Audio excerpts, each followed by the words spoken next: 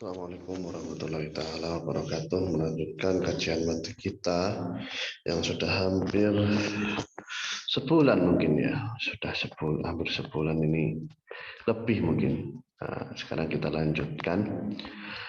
Sudah terakhir itu membahas kias khulfi, istiqra pun sudah.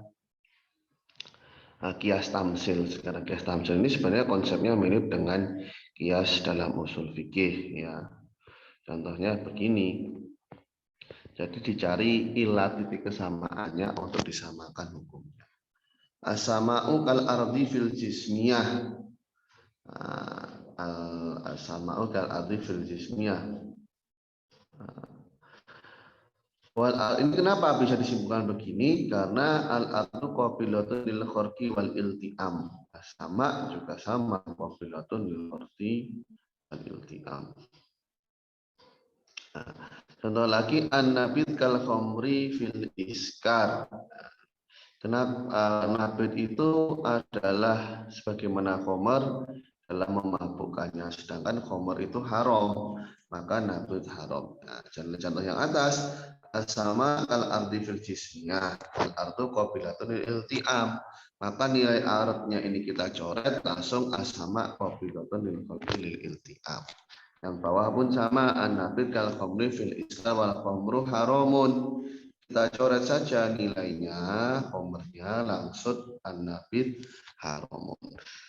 Kedua dari contoh yang sudah dipaparkan di sini itu adalah qaulun mu'alaf, ucapan yang dirangkai dari qadhiyah-qadhiyah yang mengandung titik temu, ya, mengandung titik temu antara satu dengan yang lain. Nah, masing-masing ini sama-sama juz'i, ya. Sama dan arat ini kan maksudnya itu ditentukan bendanya gitu. Maksudnya tidak dipandang secara kuli tapi dipandang secara juz'i ya, meskipun juz'inya juz'i idhofi. Nah, musyarakahnya apa fi ilati hukmihi, dalam ilat hukumnya, sehingga hukum yang kedua itu nanti bisa diberikan kepada hukum yang pertama. Para manatikoh menamakannya dengan kias tamsil. Mutakalimun menyebutkan ini dengan istidlal bisyahid alal ghaib. Ya, jadi menyamakan hukum dengan apa yang tampak atas apa yang tidak tampak. Nah, istidlal bisyahid alal ghaib. Wasamal fuqaha kiasan. Fuqaha menamai ini dengan kias. Nah, tamsil ini terangkai dari qadhiyah yang mana mengandung titik temu antara satu juz'i dengan juz'i yang lain dalam ilat hukumnya, supaya hukum asal bisa diberikan kepada al-far'u. Al-far'u ini yang disamakan, al-aslu itu merupakan asal asal muaranya gitu ya, asal muara hukumnya yang nanti ditiru oleh al-far'u. Nah, jadi kalau istilahnya itu ada makis aleh. Nah, makis ini musyabah yang diserupakan. Makis aleh ini yang menjadi sumber penyerupaannya. Musyabah itu yang diserupakan, musyabah bih itu yang diserupai. Makis itu berarti yang disamakan, makis aleh itu yang menjadi sumber penyamaannya, yang diserupakan gitu. Ya. Di sini musonif sendiri menggunakan praktek tasamuh. Maksud tasamuh di sini ya semacam ada pergeseran nilai ketika mengatakan musyarakatu juz'in li juz'in akhar fi ilatil hukmi liyathbuta fihi. Ya. Yakni bahwasannya beliau mengatakan adanya titik temu antara satu juz'i dengan juz'i yang lain dalam ilat hukumnya, supaya ilat hukumnya ini bisa diterapkan kepada yang lain. Ini sebenarnya nilainya tasamuh gitu. Tamsil yastadilu bihi binaan ala amraini al-amril awal al-amr awalu dawran wa yuqalu lahu tardu wal aqsu wal amru tsani atardidu wa yuqalu lahu as-sabru wa taqsimu.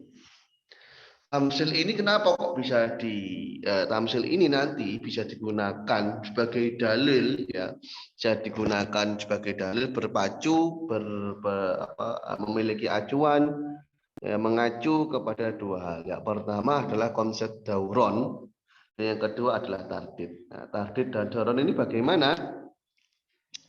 Ini akan kita coba bahas di bawah. Ad-dauran iktiranu syai'i ma'a ghairihi wujudan adaman. Dauran ini maksudnya suatu hal itu akan selalu ada dengan yang lain. Baik, dia akan selalu bersandingan, baik dia itu wujud ataupun musnah. Jadi istilahnya keterikatan itu kuat. A dan B, ya, katakan jika ada A pasti ada B, jika A hilang maka B hilang. Contohnya kama yuqalu, sebagaimana diucapkan al hurmatu daimatun ma'al iskari wujudan wa adaman. Nah, nilai keharaman itu selalu bersandingan dengan nilai memabukkan. Jadi bila mana nilai memabukkan ini ada, maka nilai keharaman itu ada. Jika potensi memabukkannya itu hilang, maka nilai keharamannya itu akan hilang. Ya. Ama wujudan fafil khomri, ya, nilai memabukkan dalam khomer itu ada, maka ada nilai haramnya. Dan pada minuman-minuman yang lain ternyata nilai memabukkan itu tidak ada, maka tidak ada nilai keharamannya. Itu dauron. Wadauron amaratun ala kaunil mudari, ya, ala kaunil madari. Konsep dauron ini adalah sebuah ciri bahwasanya adanya madar. Madar itu tempat terletaknya hukum, yakni berupa kemabukan sendiri, itu adalah sebuah alasan, ya, sebuah penyebab adanya dair. Dair ini berarti sesuatu yang mencakup atau yang mengelilingi iskar. Jadi madar dan dair itu seolah-olah kalau iskar itu sebagai sebuah titik, sebagai sebuah lingkaran, maka al-hurmah ini sebagaimana lingkaran yang melingkari iskar. Nah, begini. Nilai keharaman ini dia akan mengacu kepada inti dari iskar ini. Nah, gitu. Ketika iskar ini ada dalam sebuah hal, maka hurmah ini muncul. Ketika iskar ini tidak ada, maka nilai hurmah itu akan hilang, mengacu pada nilai iskarnya. Mungkin lebih tepatnya dibanding lingkaran, semacam keterikatan antara dua buah benda begini, ya. Nah, kalau iskarnya ada, otomatis ada hurmahnya. Otomatis akan menimbulkan hurmah. Ketika iskarnya musnah, otomatis hurmahnya juga musnah. Itu. Ketika iskar itu tidak ada, ya, si iskarnya itu tidak ada, maka hurmahnya juga tidak ada. Lebih tepat seperti ini. Berikutnya adalah tardid, ya. Tardid itu iradu awsafil asli wa ibtal solahiyati ba'diha li ta'lil li tanhasiru al ilatu fil faqi kama yuqalu ilatul hurmati fil khamri imal iskar wa imal laun wa imal sajalat. Tardid ini skeptis, ya. Jadi meletakkan nilai skeptis, yakni di sana itu secara harfiah skeptis sih, cuma nanti mengenai definisinya dalam mantik tentunya agak panjang, yakni menampilkan seluruh sifat-sifat dari al-aslu tadi dan membatalkan sifat-sifat yang memang tidak layak dianggap sebagai taklil, sebagai ilat. Jadi ada nilai-nilai yang kita batalkan di sana, ya, sehingga nanti ilah itu akan terkhusus kepada yang lain. Jadi kita jabarkan semua sifat-sifat dari asal itu. Ketika sudah kita pilih, ya, kita pilih mana yang kita gunakan alasan, mana yang tidak. Sebagaimana dikatakan ilat keharaman dalam khomer. Ilat keharaman dalam khomer ini ada beberapa poin yang memiliki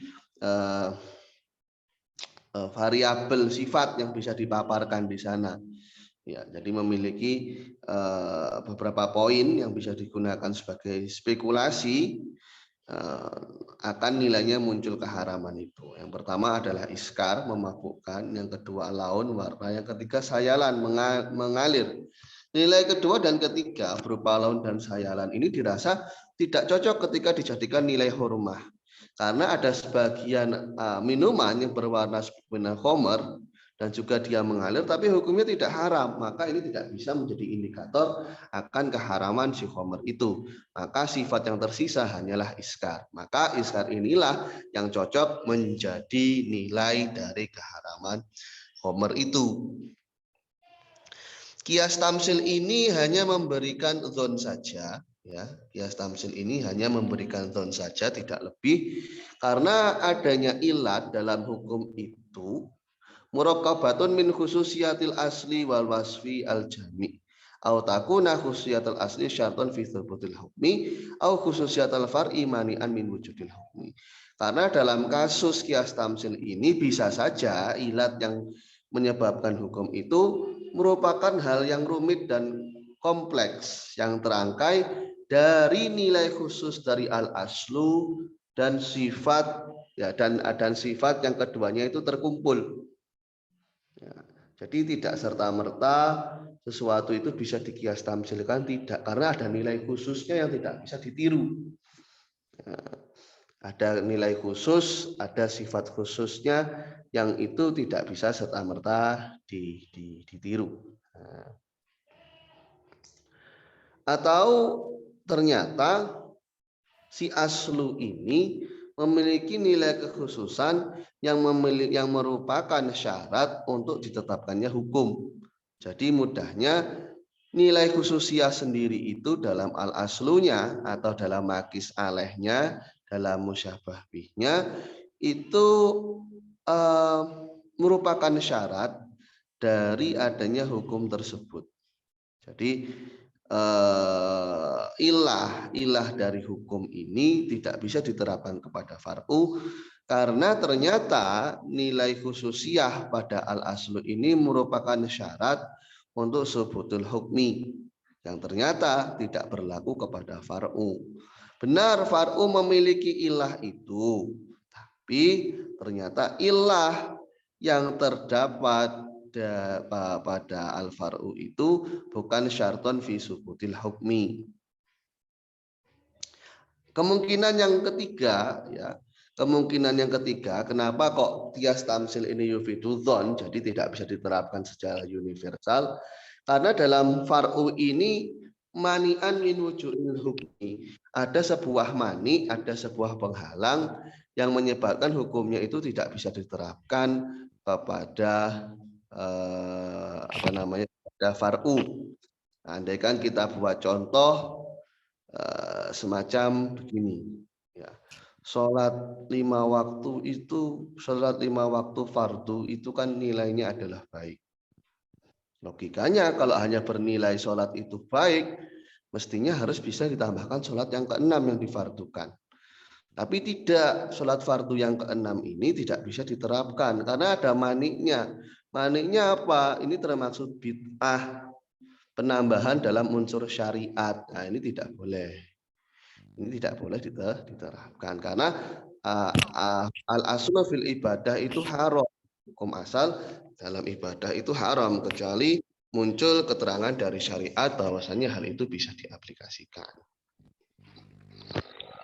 Wakulun minat daurori wa tardid. Jadi kedua konsep dari kias tamsil dauron ini keterikatan antara ilah dan hukum dan tardid dan seluruh sifat-sifat pada aslu, sebagian kita terapkan, sebagian tidak.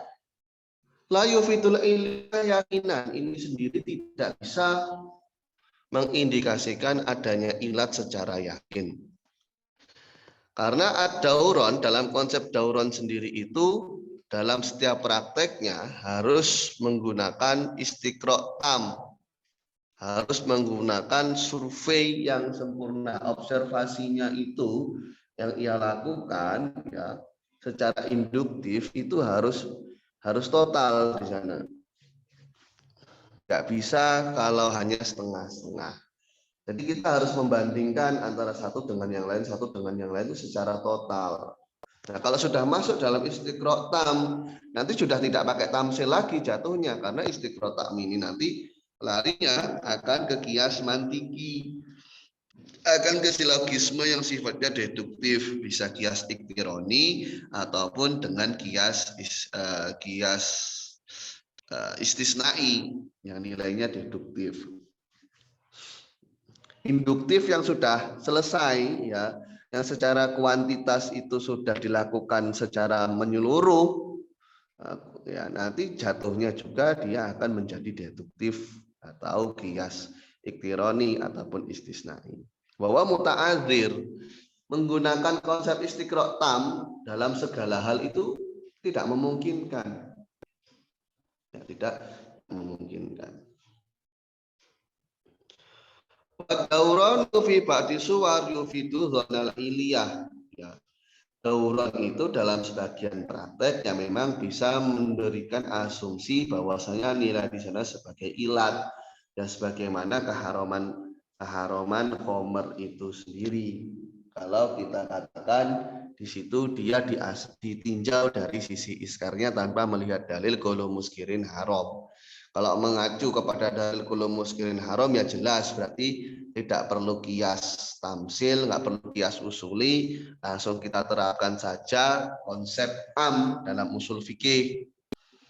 Nah, sehingga itu nanti hukumnya sudah pasti haram. Wa tardid ghairu hasir, tardid sendiri ini menyebutkan sifat-sifat dari si usul ini tidak bisa prakteknya itu secara komplit, tidak bisa mencakup seluruh sifatnya. Bisa saja ilatnya itu justru bukan nilai yang disebutkan dari sifat-sifat yang sudah dipaparkan. Jadi kias tamsil ini saya simpulkan lagi, dia bisa diterapkan, bisa digunakan dalil bila mana memenuhi kriteria dauran dan tardid. Nah, dauran ini semacam konsekuensi hukum berdasarkan sebuah sebab. Nah, kalau ada iskar berarti ada haram, iskar hilang berarti haram hilang. Masalahnya ini harus istiqro' tam supaya nanti nilainya bisa menjadi ya yakin. Kalau tidak yakin ya jatuhnya tetap dzon. Berikutnya yang tardid tadi memaparkan seluruh sifat dari al-aslu, dari musyabbah bi, dari makis aleh, kemudian dinilai kelayakan sifat-sifat yang sudah dipaparkan itu yang mana yang cocok menjadi ilah. Nah, kelemahannya kenapa kok ini tidak bisa menjadi yakin? Karena bisa saja kita salah tebak. Karena kan namanya kias usuli atau kias tamsil ini kan indal hamil. Hamlu far'in ila aslin fi ilati hukmihi fi hukmin syar'in li ilati hukmihi indal hamil.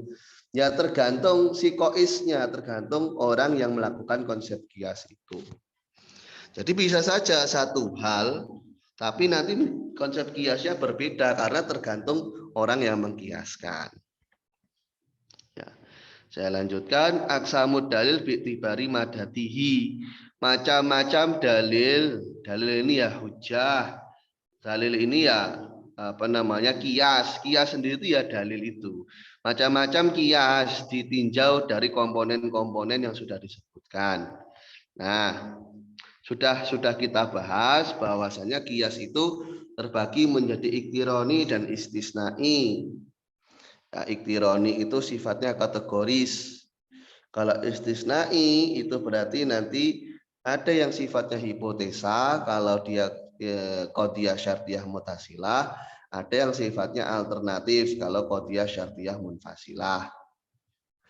Nah, yang iktironi sendiri itu bisa diterapkan kepada qadhiyah hamliyah, bisa juga qadhiyah syartiyah. Jadi meskipun pernyataan itu mengandung konjungsi, ya meskipun toh itu mengandung konjungsi atau disjungsi, kalau syarti itu kan bisa yang mutasil, bisa yang munfasil, itu semua bisa bernilai kategori.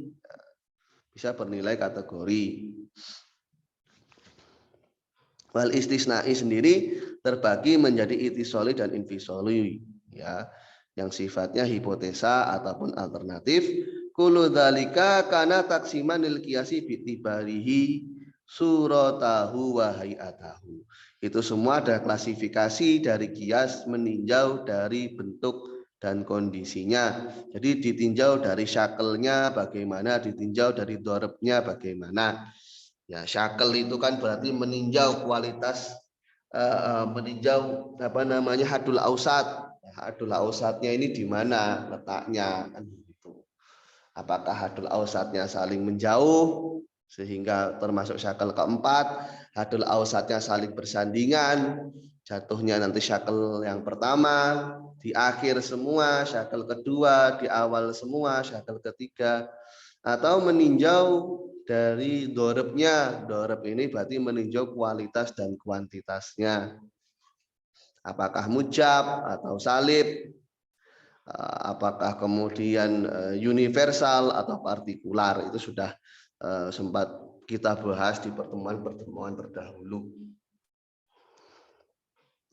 Wa mahuna taksimun lahu bitibari madati kodoyahu. Sekarang ini kita akan bahas klasifikasi meninjau muatan dari qodiyah tersebut tanpa melihat syakel dan dorobnya. Ya. Kias ini ditinjau dari komponen yang dipaparkan, ini ada 5. Ada yang burhani, jadi ada alasan atau argumen yang sifatnya itu burhan. Burhan, burung hantu, bukan. Burhan ini dalil atau argumentasi yang tak terbantahkan. Nah, jadi pernyataan yang disampaikan itu sudah sangat argumentatif, tidak mungkin untuk dibantah. Kalau jadali itu berarti sifatnya memang untuk mendebat lawan bicara. Nah, kalau khotobi berarti semacam orator.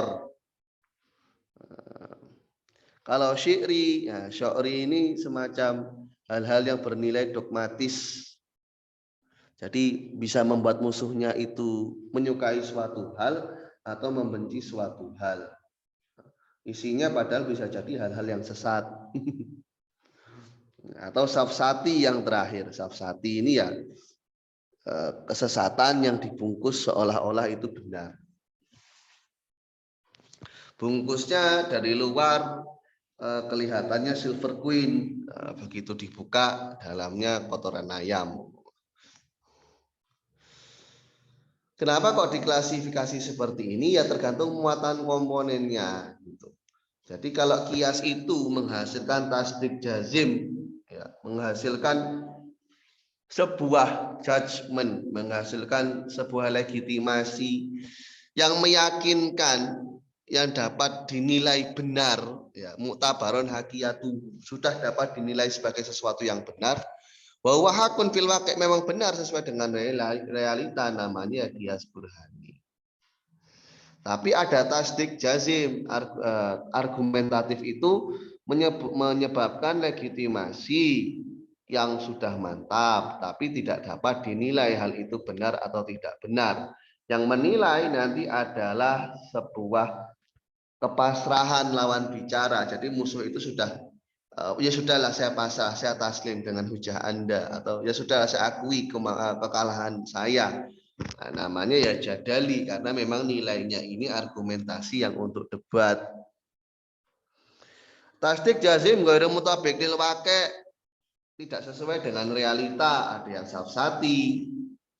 Ada yang di sini fungsi dari kias itu membuat lawan itu memberikan legitimasi di sana. Namun dia sendiri sebenarnya nggak sampai yakin, dia hanya ya sepertinya benar yang dia ucapkan, maka khotobi. Ya orang kalau memberikan pidato, orang orator itu kan cenderung persuasif, jadi yang dengar itu ya kayaknya benar deh yang dia omongin gitu. Kayaknya benar deh yang dia omongin. Iya juga ya, padahal ya belum tentu. Atau menyebabkan tahyil, menyebabkan orang berimajinasi sehingga berdampak dalam jiwanya, bisa jiwanya itu semangat melakukan suatu hal, atau jiwanya itu merasa terintimidasi sehingga memilih untuk menjauhi hal tersebut. Namanya ya kias syiri. Burhani ini terangkai dari poin-poin yang sifatnya yakiniat. Kenapa disebut yakiniat ya? Karena memberikan keyakinan kepada lawan bicara. Namanya yakin itu i'tiqad jazim atabid al-mutaqilil waqi'. Jadi namanya yakin itu sebuah kemantapan hati, ya. Sebuah kepercayaan yang sudah mantap, yang sabit itu nggak akan hilang, ya, yang sesuai dengan realitas, sebagaimana adanya kepercayaan dengan kekuasaan Allah.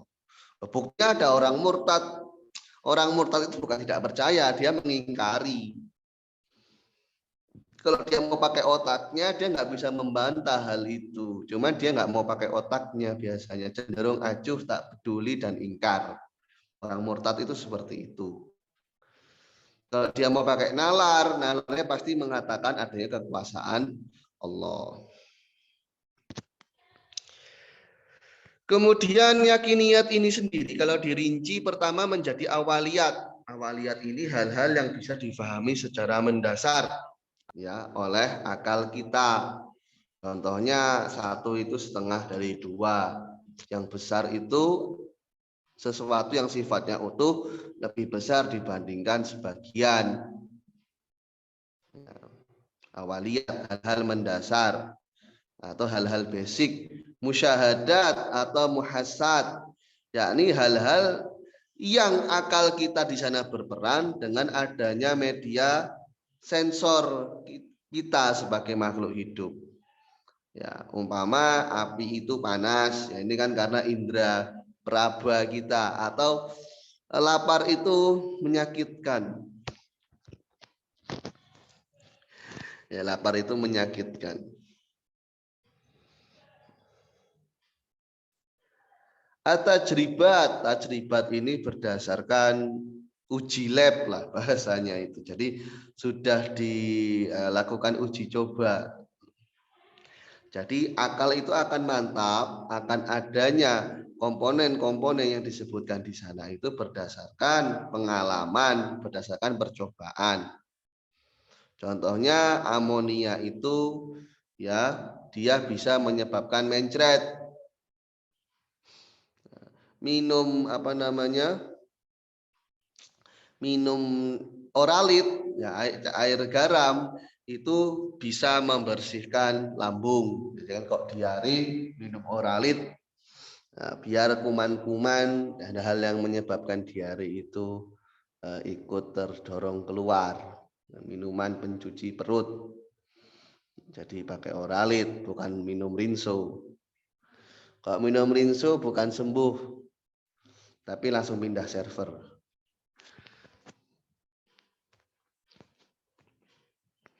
Berikutnya hadasiyat.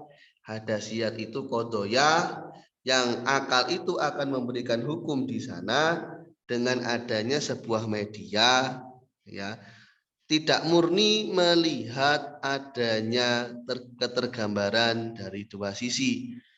Ini tidak murni karena melihat objeknya, tapi di sana itu semacam ada medianya, sehingga dia bisa mengambil kesimpulan dari dua hal sekaligus. Contohnya, cahaya bulan itu merupakan representasi dari cahaya matahari. Ya, karena hal ini bisa disimpulkan karena di sana itu ada sebuah kesimpulan yang menghubungkan, yakni bahwa apa? Bahwasanya bentuk-bentuk dari bulan itu tergantung bagaimana dia menghadap matahari. Jadi cahaya bulan itu mengalami perubahan itu kan tergantung di mana dia posisinya. Nah, ini akhirnya bisa menimbulkan kesimpulan bahwasanya cahaya bulan itu tidak keluar secara mandiri dari bulan, melainkan merupakan pantulan dari matahari. Jadi apa yang disebut dengan hadas itu? Intiqalu dzihni minal mabadi ilal matoli duf'atan. Keberalihan hati dari hal-hal mendasar menuju hal yang dikehendaki. Jadi semacam sebuah kesimpulan hadasiyat ini. Kesimpulan dari hal-hal yang sifatnya cenderung mendasar. Berikutnya ada mutawatir. Mutawatir ini ya kabar yang sudah dapat dipastikan tidak mungkin mereka itu sepakat dalam kebohongan. Jadi akal akan menghukumi hal ini benar karena mendengar dari sekelompok orang yang secara akal mereka nggak mungkin sepakat untuk berbohong. Loh, tapi kan mereka tuh bisa saja bohong secara buat persekongkolan. Secara hukum akli kan itu termasuk mungkinat. Harusnya kalau mungkinat boleh saja mereka sepakat bohong. Ya ini yang kita nalar itu berdasarkan zahir. Ada orang hidup di Afrika, ada orang hidup di India. Mereka sepakat melakukan kebohongan. Ini kan tidak mungkin. Orang ketemu juga nggak pernah. Media komunikasi pada saat itu masih terbatas. Nah ini tidak mungkin terjadi. Benar dinalar, tapi nalarnya dalam skala kehidupan sosial manusia. Nggak mungkin mereka sepakat atas kebohongan. Orang ketemu nggak pernah, komunikasi nggak pernah, gimana mau sepakat. Nah. Sebagaimana Nabi Muhammad mendakwakan kenabian dan munculnya mukjizat. Yang keempat, yang keenam nadhoriyat. Dan nadhoriyat ini ya berarti dengan kias mantiki itu sendiri. Ya. Sebagaimana dalil Allah itu adalah zat yang wujud. Nah, dalil dari Allah zat yang wujud itu kan merupakan kesimpulan alam semesta ini ada yang menciptakan dan seterusnya. Nggak mungkin terjadi sendiri. Kalau ada, berarti ada yang nyiptain. Nah, yang nyiptain ini juga harus ada. Berarti Allah itu ada. Alam semesta itu berubah-ubah. Ya. Nah ini yang kemarin juga di kitabnya Imam Ghazali, Majmu'u Zawayal Mutsalas yusawi qaimata ini. Kumpulan dari sisi segitiga, kumpulan dari segitiga itu menyamai kedua siku-siku. Jadi sisi-sisinya yang mana 60 itu ya, sisi-sisinya kalau yang umpama sama sisi itu kan 60 tambah 0 tambah 40 kan 180 ya, jadi membentuk garis seperti ini. Nah ini nanti tengah-tengahnya membentuk siku.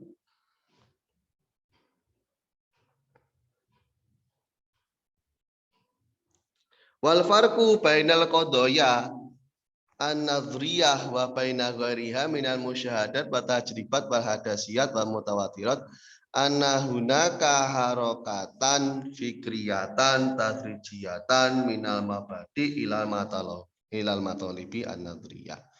Perbedaan antara qadiyah nadhriyah dengan yang lainnya dari musyahadat, tajribat, hadasiyat, mutawatirat.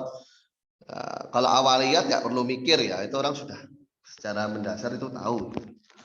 Bahwasanya di dalam kasus qadhiyah nadhriyah itu ada harokah fikriyah, ada gerakan, ada pikiran yang secara gradual, secara bertahap beralih dari hal-hal yang bernilai mendasar hingga sampai kepada tujuan dari ia melakukan hal tersebut. Nah, kalau yang selain nadriyat dari qadhaya yang sudah disebutkan, fal wasita fil hukmi la taghibu anil dhihni antasawuri tarafaiha. Qadhiyah yang lainnya yang sudah disebutkan tadi itu untuk hukumnya itu sebenarnya tidaklah hilang dari akal pikiran kita ketika kita tasawurkan dua bendanya sekaligus. Umpama yang sebagaimana yang kasus kasus mutawatirat, pengakuan Nabi Muhammad sebagai seorang rasul.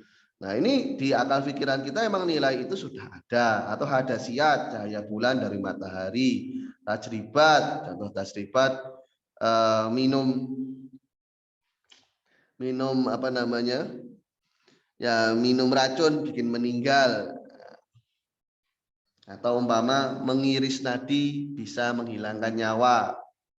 Musyahadat, api itu panas. Nah ini kan di sana itu cukup dengan melihat kedua torofnya. Jadi media untuk menghasilkan hukum itu tidaklah hilang dari akal pikiran kita ketika kedua torofnya itu tertasawurkan, terkonsepkan dalam akal pikiran kita. Nah, perbedaan antara tajribat dan hadasiyat. Kalau tajribat itu sababal hukmi fil awal majlul hakikoh. Yang namanya tajribat ya apa namanya tajribat percobaan itu nggak tahu sebab hukumnya, itu nggak diketahui. Kenapa kok minum amonia itu bisa bikin mencret umpama. Oh, dijawab amonia mengandung zat-zat ini. Nanti akan timbul pertanyaan lagi, loh kenapa zat-zat ini bisa menimbulkan mencret? Terus nggak ada selesainya. Nah, kalau hadasiyat, ya hadasiyat ini ilatul hukminya, atau kenapa kok bisa di hukum itu bisa dibenarkan? Ya karena di sana itu ada hal yang bisa dikaji. Nah, ini kita mulai dari yang sifatnya tajribat dulu. Meminum amonia, ya, tashilus sakmonia lisofroi. Nah, jadi apa namanya membuat mencretnya amonia itu, nah, kotorannya jadi kuning dan seterusnya itu. Marotan pada marotin yuk lamu anallahu sababan. Kita tahu minum amonia bikin mencret gitu. Tapi apakah benar apa karena minum amonia inilah yang menyebabkan mencret? Bikhilafi hadasiyat fa inal hukma fiha yu'lamu anallahu sababan. Kita tahu ada sebabnya di sana. Wa ta'lamu aidun haqiqah hadasabat. Ya kita tahu juga sebabnya mata bulan ini kenapa kok bisa jadi gerhana, kenapa kok kadang itu dia berbentuk tanggal, ya masih berbentuk sabit gitu. Kemudian kenapa kok setengah, kenapa kok hilang? Ya kita tahu sebabnya. Karena cahaya matahari di sana itu tidak semuanya terpapar kepada bagian bulan yang menghadap ke bumi. Karena cahaya bulan itu diambilkan dari matahari. Ya, nanti kadar kedekatan dia dengan matahari, sisi yang membandingi matahari, tidak ada bercahayanya karena ternyata sisi itu tidak terpapar cahaya, ini kan bisa kita saksikan. Jadi perbedaan antara tajribah dan hadisiyat itu seperti itu.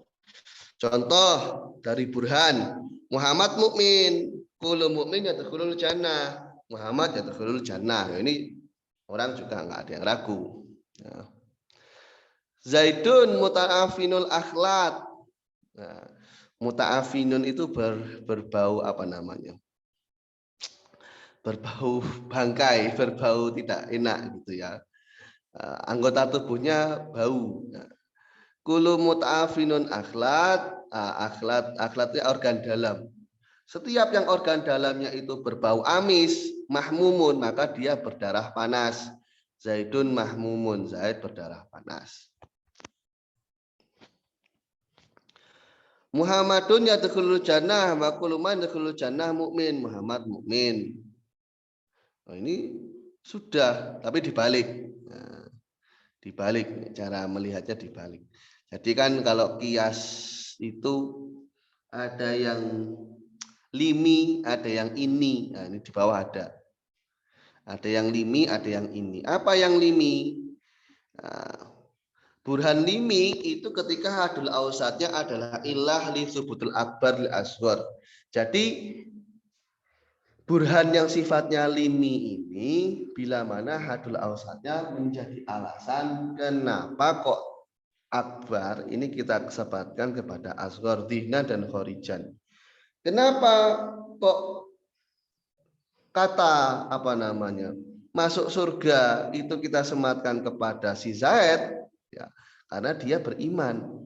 Nah, kan gitu. Dhihnan wa khorijan.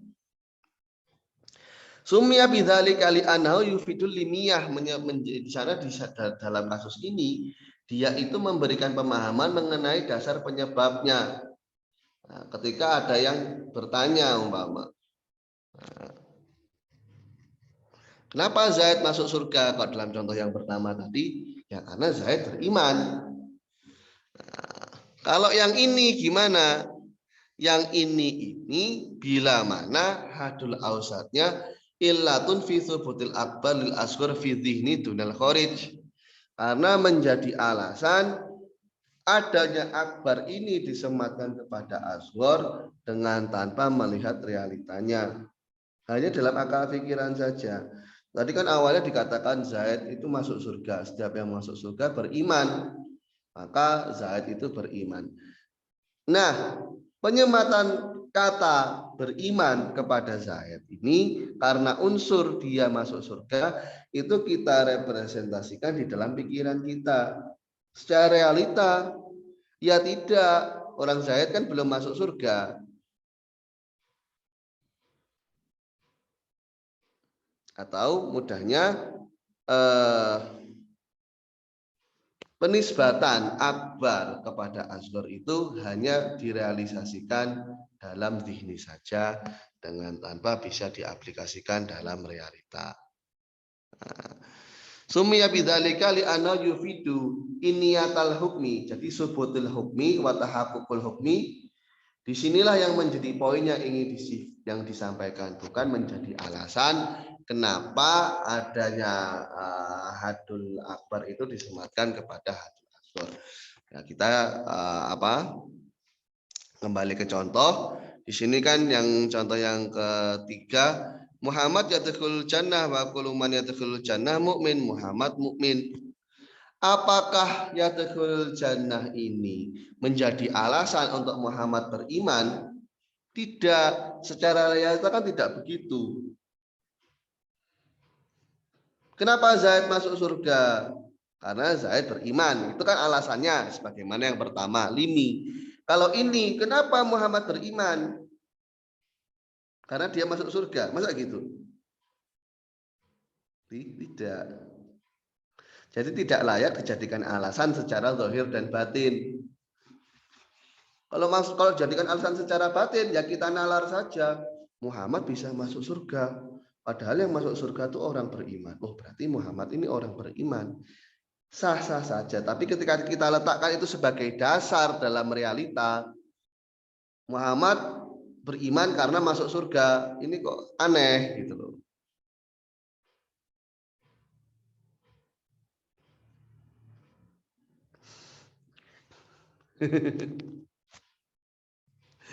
Seperti halnya begini, Muhammad adalah seorang siswa.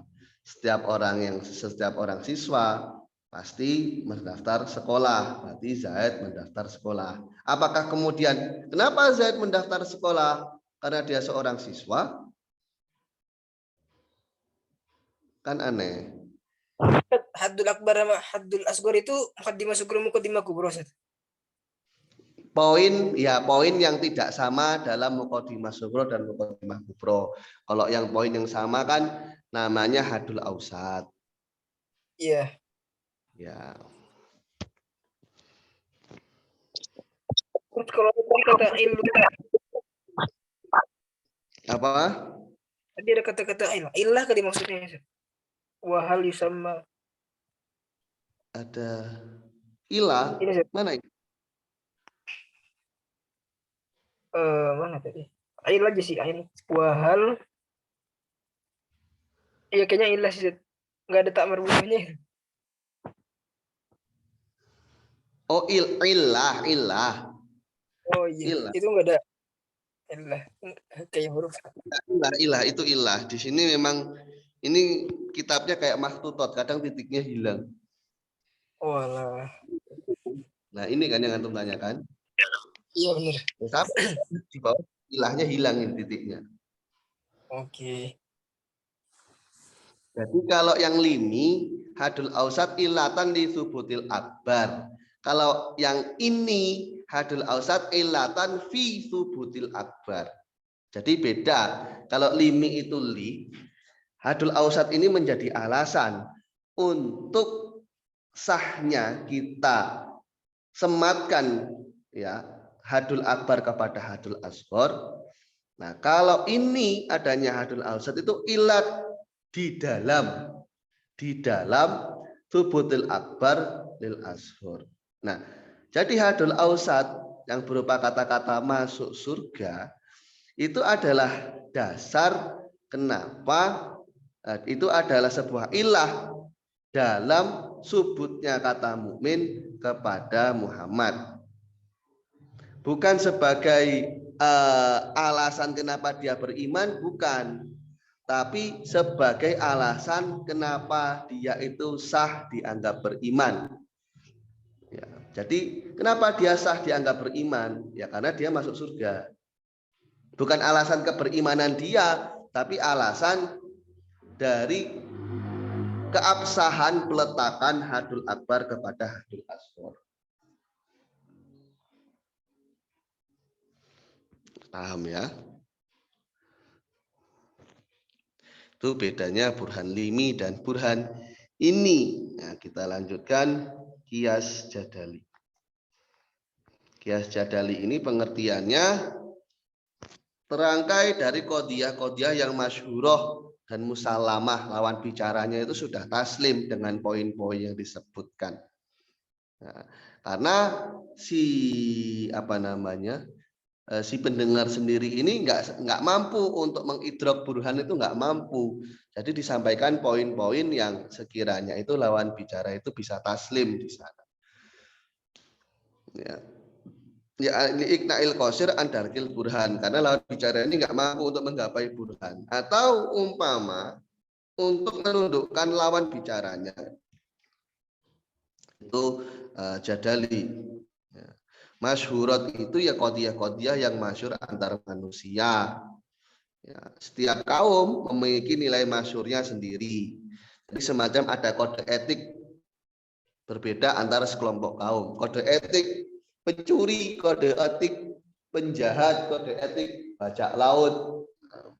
Kan semua ada kaidah-kaidahnya yang mereka sendiri itu patuhi itu. Musalamat itu qodiyah-qodiyah yang diterima oleh musuhnya. Sehingga nanti si mustadil, si pembuat argumen ini bisa menyampaikan kalam berdasarkan qodiyah tersebut untuk memaksa musuhnya menerimanya. Contohnya al-adlu hasanun maku hasanin jamilun wal adlu jamilun.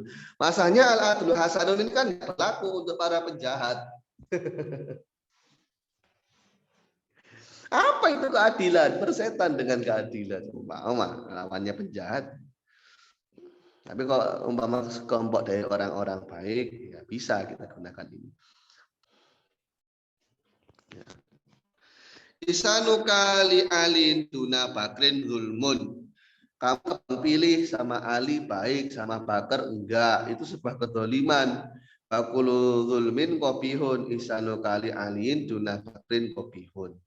Setiap kedoliman itu buruk, maka caramu untuk berbuat baik kepada Ali, ya, tapi mengabaikan Bakar itu adalah hal yang buruk. Ini kan sifatnya nisbi atau relatif. Kenapa juga saya harus memuliakan Ali? Kan tinggal dilihat dulu Ali sama Bakar ini sama-sama baik atau enggak, kan gitu.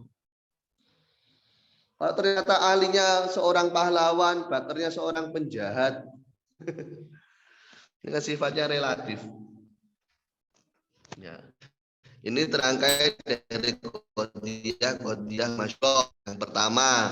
Yang kedua dari qodiyah yang lawan itu bisa terima. Jadi kan memang relatif. Si Ali ini sebenarnya siapa? Kalau dia memang orang baik, ya maka lawan bicara, oh iya ya harusnya saya juga saya juga harusnya menempatkan Bakar itu sebagaimana Ali. Dia kan baik juga sama saya. Jadi tidak tebang pilih. Umpama begitu. Kemudian kias khotobi yang sifatnya orasi tadi.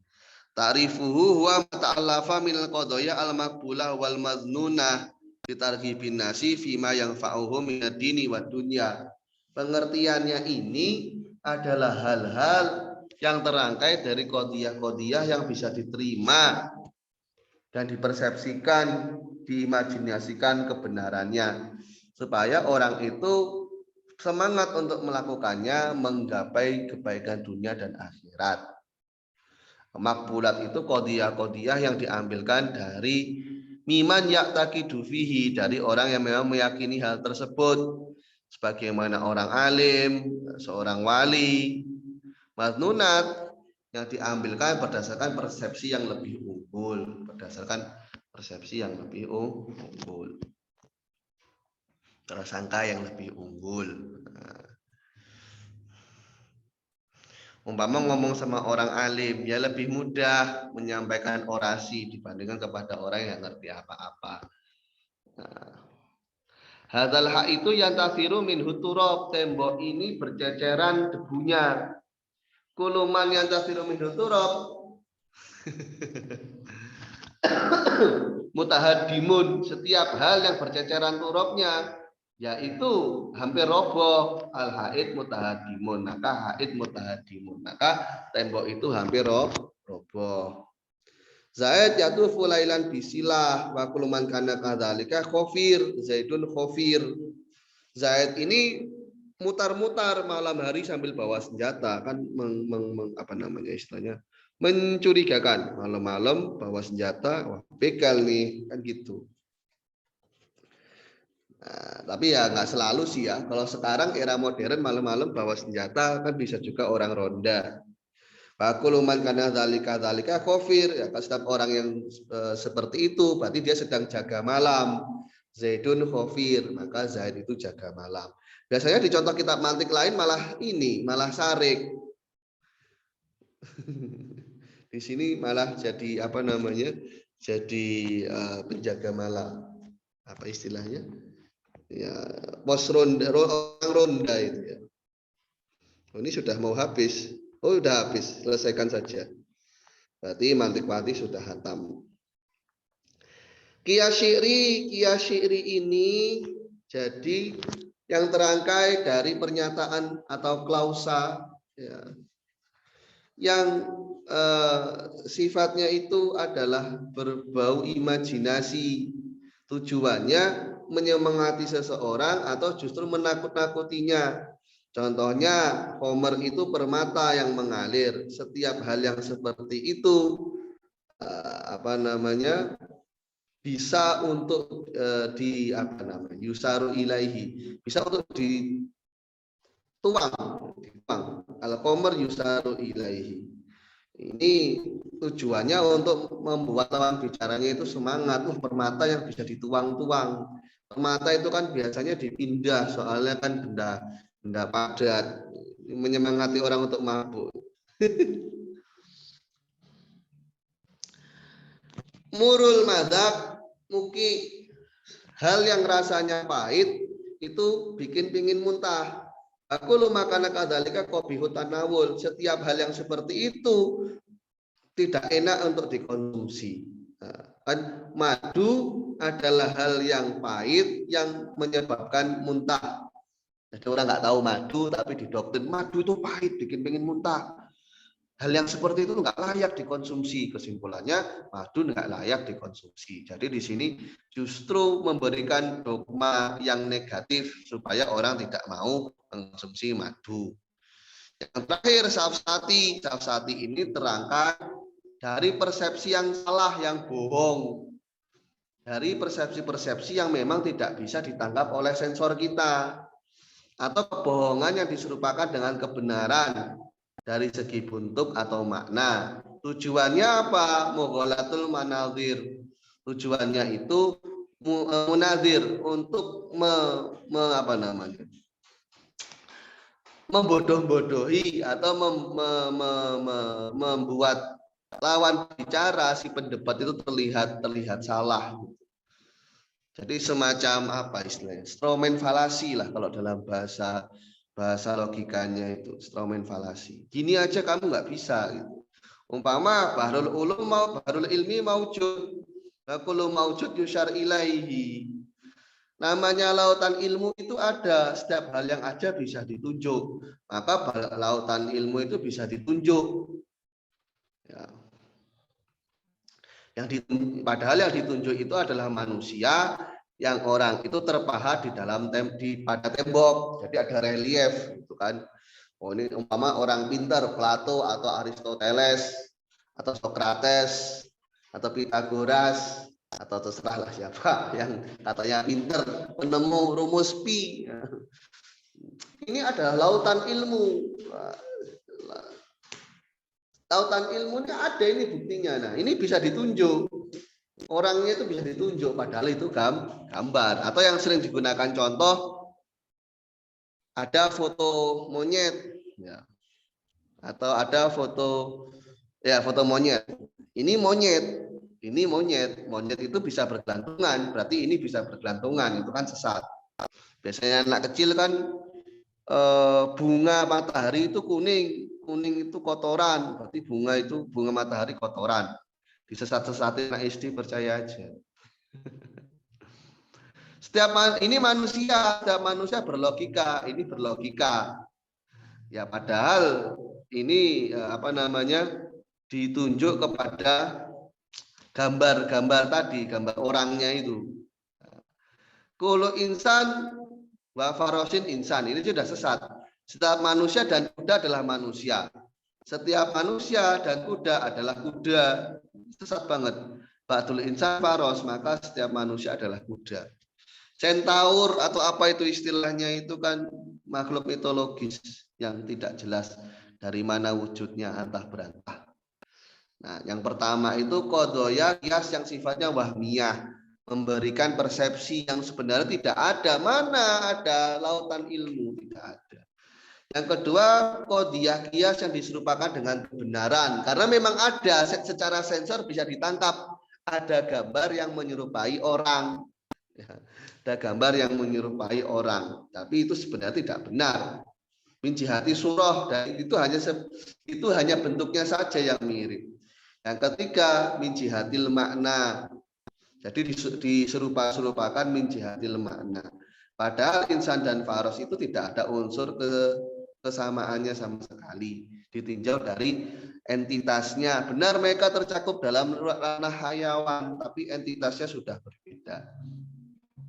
Nilai kebohongan yang ketiga itu begini, bahwasanya tidak ada sesuatu yang bisa disematkan dengan kedua label sekaligus.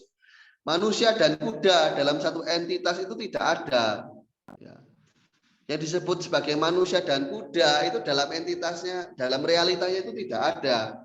Maka maudhu dari kedua muqaddimah ini enggak ada, sesat. Kullu insan faros yang depan dan yang belakang, ini semua nilainya adalah sesat. Karena tidak ada entitas kullu insan faros itu tidak ada. Alhamdulillah awal wa akhir sallallahu alaihi Muhammadin nabi ummi wa ala alihi washabbihi wasallam. Wallahu a'lam bishawab.